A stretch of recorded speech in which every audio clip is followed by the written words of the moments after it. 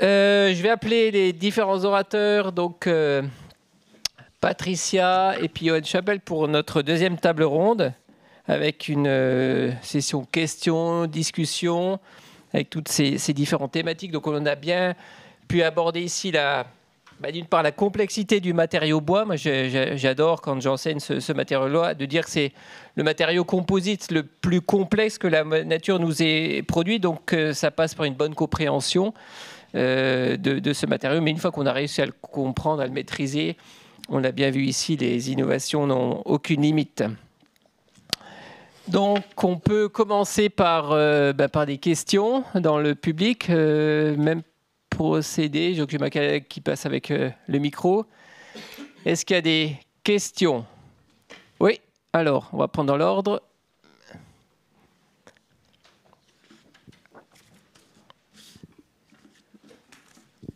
Oui, moi j'ai une question à Patricia Granado concernant le cep de vigne.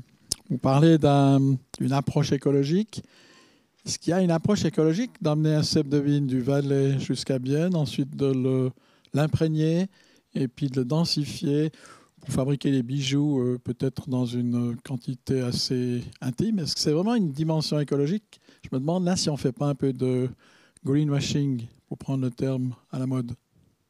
Ouais, en fait, l'idée, c'est justement de développer la technologie et que la machine puisse aller vers les artisans. Donc, eux, ils auraient la machine chez eux après qu'on arrive vraiment à développer et les faire sur place. Donc, comme ça, ouais, ça, c'est justement pour le développement de la technologie qu'on le fait à Bienne. Mais l'idée, c'est justement qu'ils puissent les faire chez eux.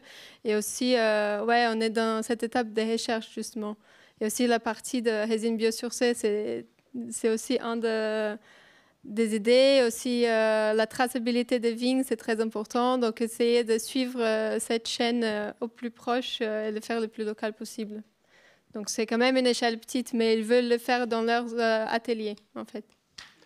Voilà, je peux confirmer parce que je suis aussi impliqué dans ce projet. Donc l'idée, c'est un peu comme Fast Track Lab, de faire du prototypage à Bienne parce qu'on a la machine.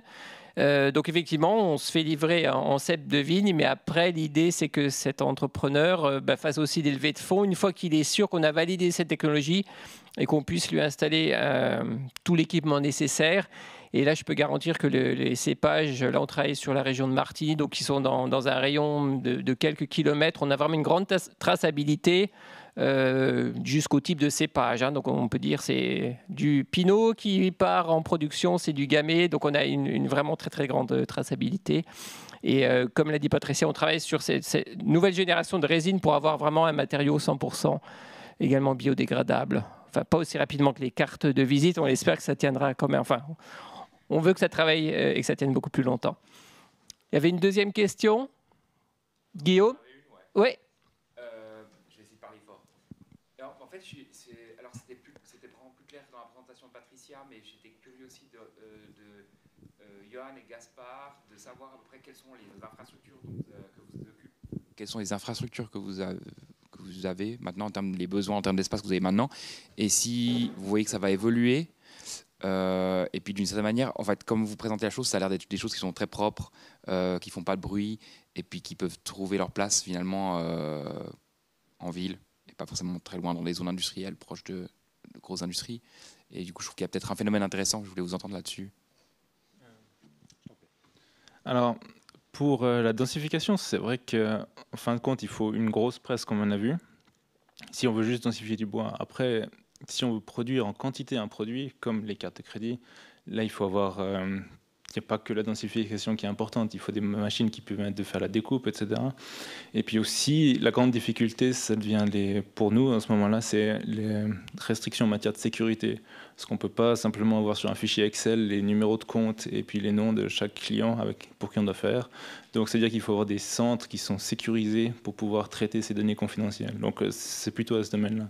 Pour l'instant, on va sûrement faire une partie de la fabrication, c'est-à-dire faire des corps qui sont non personnalisés, utiliser des partenaires qui vont, eux, faire la personnalisation dans une première étape, puis après, faire tout nous-mêmes.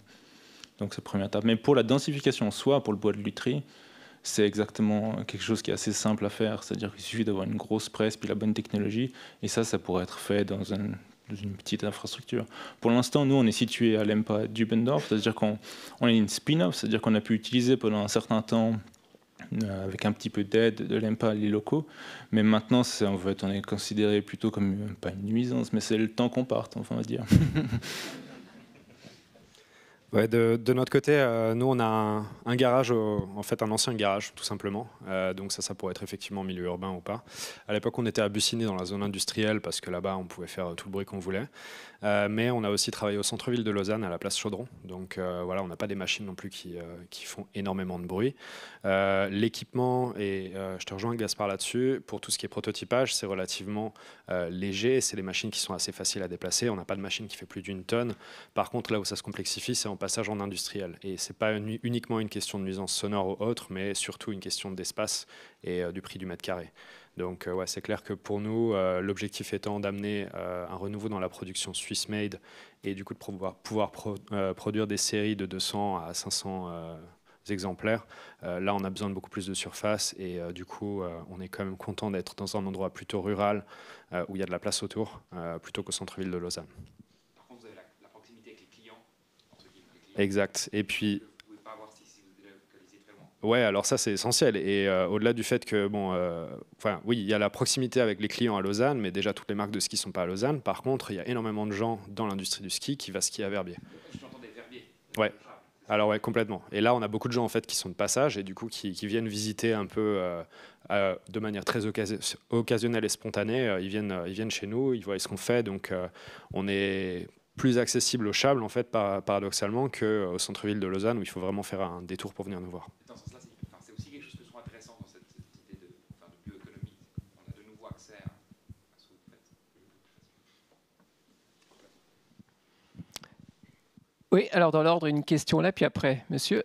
Moi, j'ai une question concernant la densification.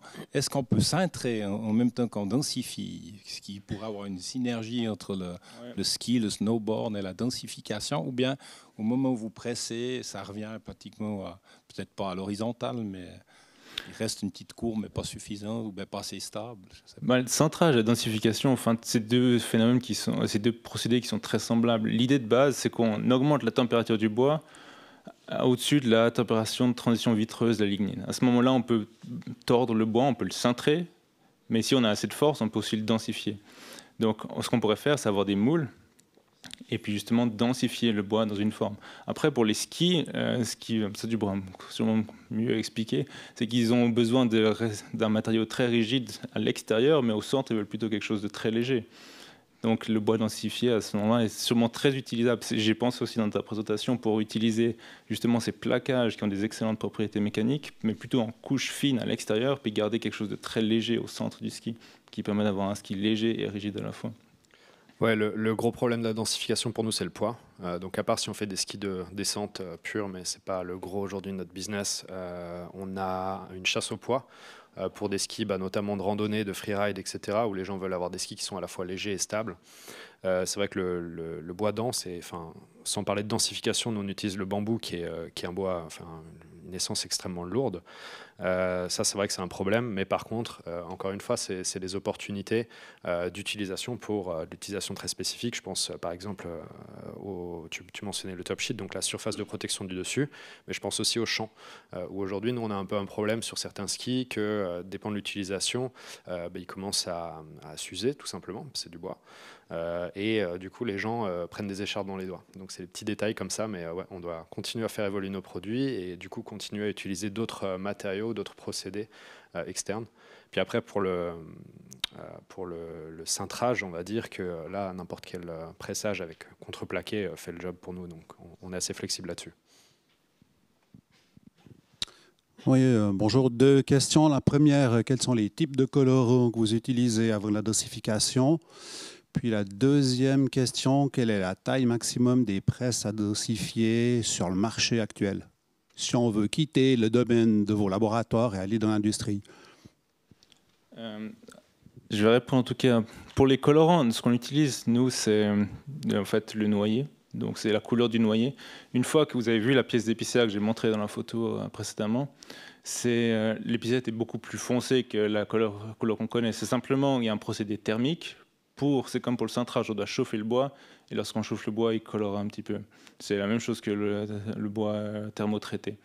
Donc si on utilise un bois qui est déjà foncé, comme le chêne ou le noyer, il va devenir quasiment noir et teinté dans la masse, sans qu'on ait besoin d'ajouter un colorant. Ça, c'est mon procédé. Après, pour avoir du bois rose, je pense qu'il faut des colorants.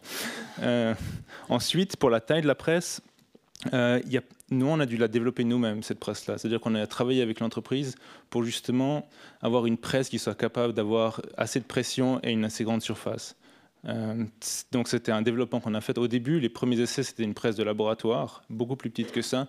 Puis après, on a justement dû travailler avec une entreprise pour pouvoir agrandir, upscaler, comme on dit. Maintenant, on a 1 mètre carré environ, c'est-à-dire qu'on arrive à faire des pièces de 1,40 m de long sur 800 de large. Donc c'est à peu près là. Après, on peut bien sûr grandir. Il faut faire des plus grandes presses. Ce qu'on pense maintenant plutôt, c'est d'avoir plusieurs presses. Parce que ce qu'il faut aussi prendre en compte, c'est la qualité du bois qui est nécessaire pour une bonne densification. Il faut du bois qui est une excellente qualité. Si on a des nœuds, si on a une variation de fibres, on a un bois après qui est pas stable, qui est pas proprement stable. Donc puis on a déjà des difficultés. Et si on veut avoir, il faut bien compte qu'on a toujours un facteur de densification de 2 à 3.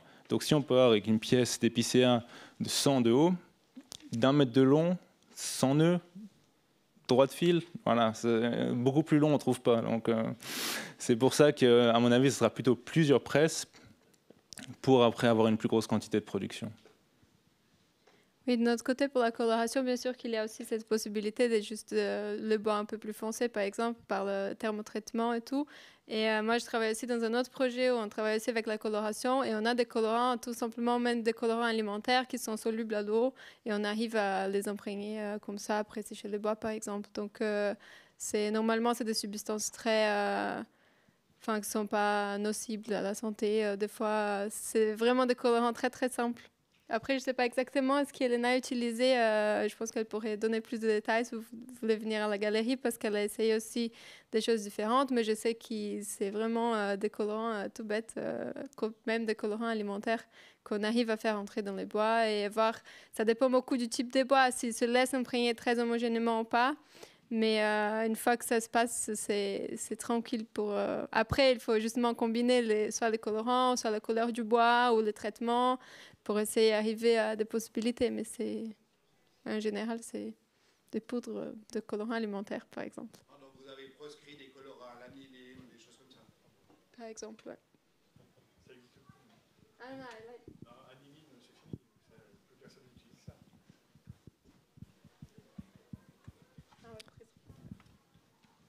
Oui. Une petite question pour Gaspard au niveau des cartes de crédit. Attends, juste le micro vient, parce qu'on nous a dit que sinon derrière les personnes n'entendaient pas les questions. Merci.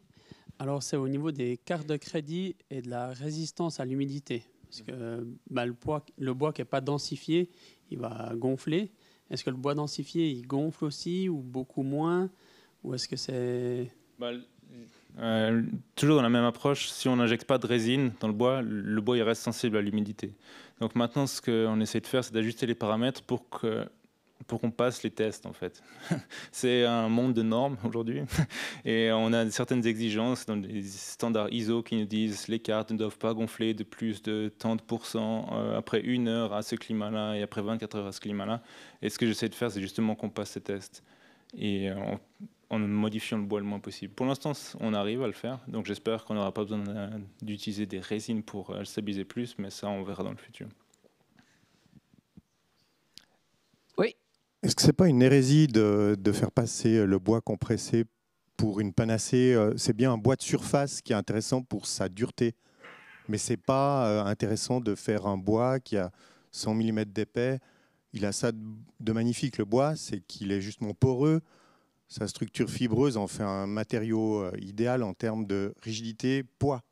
Ce rapport-là, on ne ferait pas un avion en bois compressé, j'imagine. Alors, est-ce que le message doit être clair ici?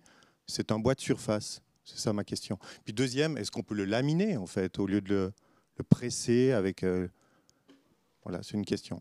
Alors, on a quand même besoin de bois qui... Par exemple, je parle de la lutherie parce que je connais ce domaine-là. Là, on a besoin d'un bois qui soit dur et dense sur toute son épaisseur.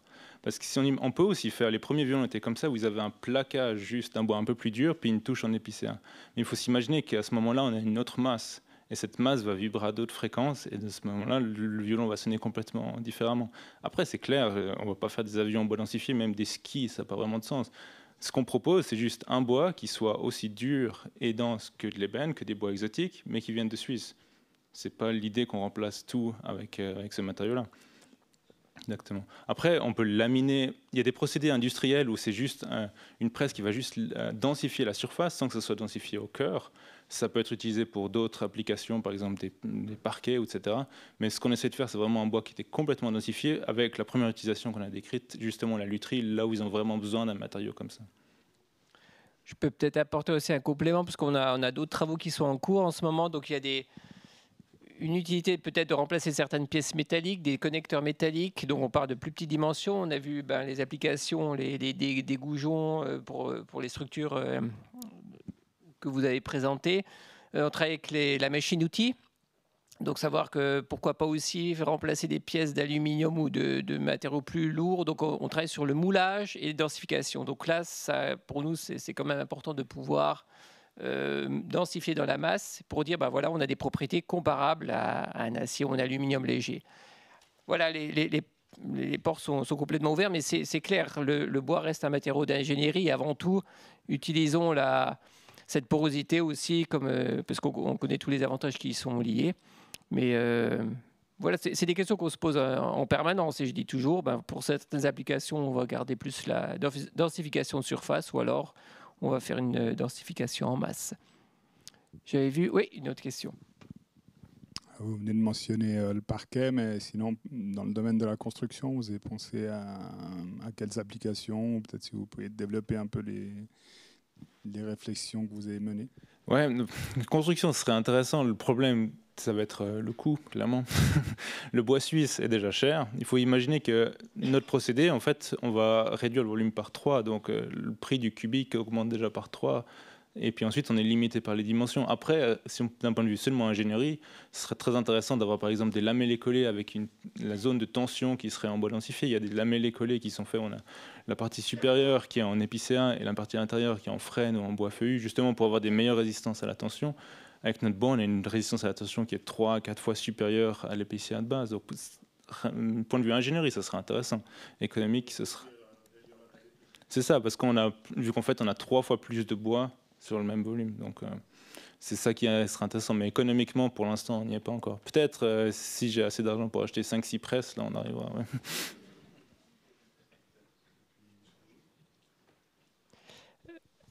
Oui, moi j'ai encore juste une question. Peut-être juste un complément. Non, alors, on ne suit pas directement le domaine de la construction. C'est de nouveau, en termes de structure, c'est le machine-outil et puis également le secteur automobile. On s'est rendu compte qu'avec l'électrification du parc automobile, les constructeurs sont à la recherche aussi de matériaux biosourcés pour remplacer certaines zones de renfort dans la carrosserie automobile, où là, de nouveau, c'est un avantage si on peut vraiment densifier dans la masse et utiliser les propriétés fibreuses de ce matériau bois. Mais dans la construction, bois proprement dit, ça se limiterait pour l'instant à des éléments d'assemblage, mais pas des grandes poutres, parce que là, on cherche de nouveau ce compromis entre légèreté et performance. Je crois qu'il y a des matériaux, comme on a vu, Fagus ou autres, on est déjà bien servi pour promouvoir la construction bois. Une autre question, oui? Oui, moi je voulais juste savoir quel était le coût énergétique pour la densification. Après, j'ai des documents parce que là j'ai pas de chiffres en tête comme ça, mais notre procédé il est ouvert, donc en fin de compte il faut juste, on doit chauffer une presse et puis la refroidir avec un système hydraulique, mais un circuit fermé, donc il y a une consommation d'eau qui peut être recyclée, et sinon c'est juste chauffer, et après il n'y a pas vraiment énormément de consommation énergétique. Mais si tu es vraiment intéressé, j'ai pas de chiffres là à mentionner exactement. Patricia, tu veux Ouais, je pense que pour nous, oui, ça dépend aussi beaucoup des dimensions et de comment la machine est développée pour ça aussi.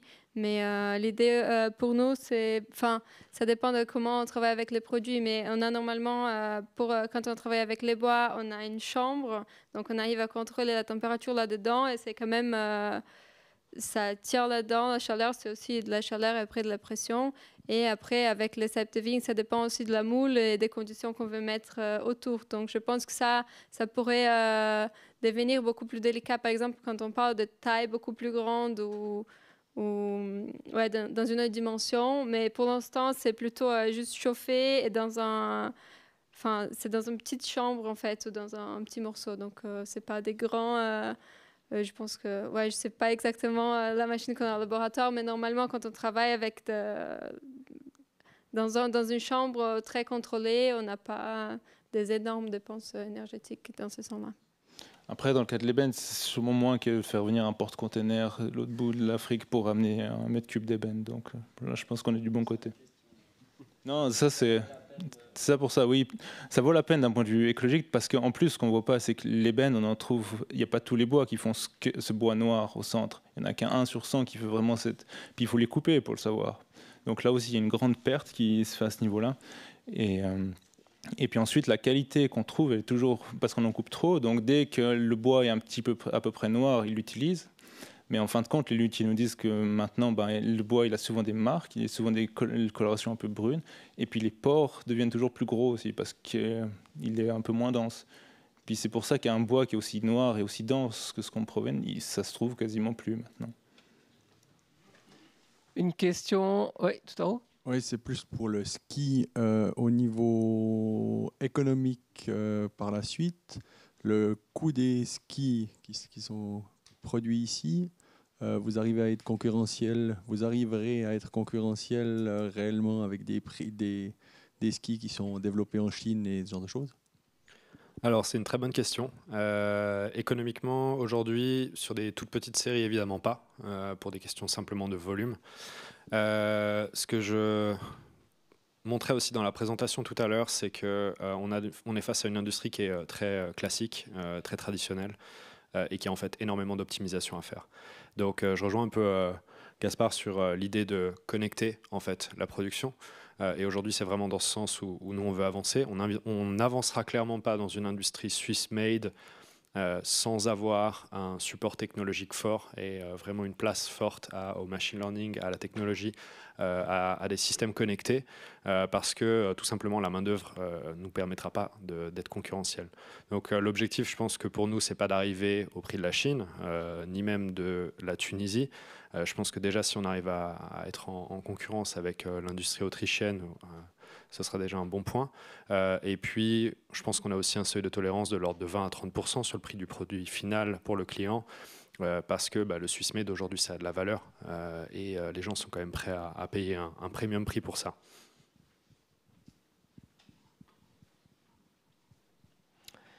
Je vais me permettre une dernière question avant notre pause. Et pour tous ces produits-là, je crois qu'il ne faut plus nous convaincre, et la majorité d'entre nous, que le bois a beaucoup d'avantages. Mais qu'est-ce qui motive maintenant, on va dire, monsieur tout le monde, le public, d'acheter une carte de crédit en bois, d'avoir un objet densifié en bois, d'un ski en bois? Est-ce que...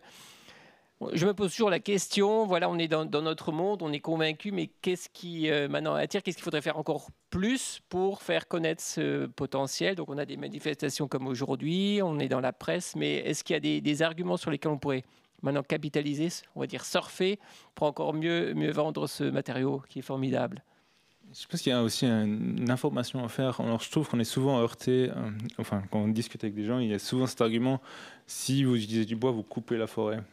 Et ça, je pense que c'est un besoin d'information du grand public, qu'en fait, non, on coupe, oui, mais ça repousse. Et c'est ça qui est vraiment intéressant. Et là, à mon avis, il y a un besoin d'information qui est vraiment nécessaire auprès du grand public pour qu'ils comprennent cette problématique que les forêts sont belles, mais on n'a pas de danger de tout couper. L'idée, c'est de l'utiliser justement pour avoir quelque chose de neutre en carbone. Ouais, je suis complètement d'accord avec Gaspard. Je trouve qu'il y a... Ouais, on a beaucoup cette image, si on utilise du bois ou du papier, enfin, on coupe un arbre et c'est... mon Dieu, c'est quoi, on coupe un arbre, c'est horrible et tout ça. Mais si on se rappelle que quand on utilise des produits pétrochimiques, on enlève des profondeurs, quelque chose que ça va prendre des milliers d'années pour se remettre. Donc c'est un peu cette manque de comparaison et de dire oui, on coupe des arbres, mais ils vont repousser. C'est beaucoup plus... le cycle est quand même lent, mais il faut toujours aussi avoir cet aspect de diminuer la consommation et aussi cet aspect de recycler, je pense, c'est très, très important. Aussi, quand on parle des prix, oui, des prix, je trouve qu'aujourd'hui, ils sont presque un peu artificiels. Quand on parle des produits pétrochimiques, même du transport, ce n'est pas tous les coûts qui sont là-dedans, enfin, tous les coûts de tout l'impact environnemental, il n'est pas considéré là-dedans. Donc, c'est quand même très... ouais, c'est une conscientisation en général des gens, du client, mais aussi de l'industrie, de est-ce qu'on met vraiment les coûts qui ça apporte à la planète quand on utilise un produit que c'est pas un arbre ou que c'est pas naturel. Moi, je vais répondre avec un autre angle, plutôt l'angle de l'utilisateur, du client final pour nous. Aujourd'hui, c'est des gens qui, le plus on va dans les jeunes générations, le plus on recherche d'une expérience et d'une histoire, et pas juste du produit. Et ça, c'est hyper positif pour tous les petits business. Donc, si on arrive à leur raconter cette histoire, en fait, de comment est-ce qu'on produit un produit qui est maximum local, maximum naturel, mais évidemment sans aucune concession sur les performances, hein, c'est ça la règle du jeu pour nous. Au contraire, des produits qui sont plus performants. Là, on a des clients qui vont vraiment se l'approprier et qui vont en faire la promotion et qui vont devenir aussi les ambassadeurs. Donc je pense qu'il y a vraiment cette tendance qui va vers l'expérience utilisateur d'un côté, l'histoire, et également évidemment toute la tendance plus écologique où pour autant qu'on ne fasse pas du greenwashing, qu'on soit crédible, qu'on fasse les choses bien, je pense que ça c'est un énorme premium pour les gens aujourd'hui, et on le voit parce qu'on est une petite marque et qu'on a des gens qui sont prêts à payer 2 fois le prix d'un ski normal pour un ski qui est fait en Suisse, pour un ski qui est fait avec des matériaux naturels. Très bien, je crois que c'était un beau mot de la fin, une belle conclusion. On va rester sur cette note d'espoir et clore notre matinée dédiée à l'innovation, bois et le domaine sportif. N'oubliez pas de voter pour nos jeunes sociétés, nos jeunes startups. Et puis, je vous souhaite un bon appétit, une bonne pause. Profitez bien de l'exposition. Des Wood Dating, je le rappelle, vous pouvez, même si vous n'êtes pas inscrit, profiter de ces rencontres qui se trouvent dans la salle au bout du couloir. Et on se retrouve à 13h30 pour notre 3e bloc. Bon appétit.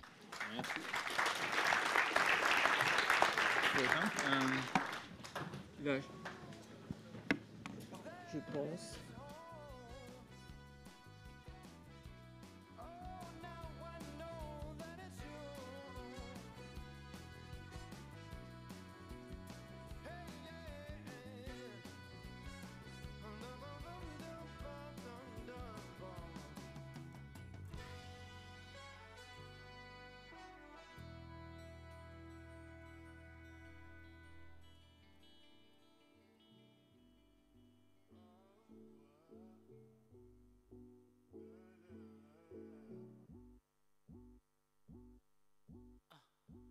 Come and dream away with me. I need you to stay with me. Lay your toes down in the sand with me. Baby, drink this drink and dance with me. Got that pretty love waiting just for you. I don't wanna front now. Girl, you got me like wow, wow. I'ma do you like wow, wow. Baby, I don't need to brag out. Gonna be the one you dream about. I will jump into the fire for you, baby. Put the ring on you, I make you my wife. You're the only girl I wanna spend my life with. Oh, my precious love is waiting for you, baby.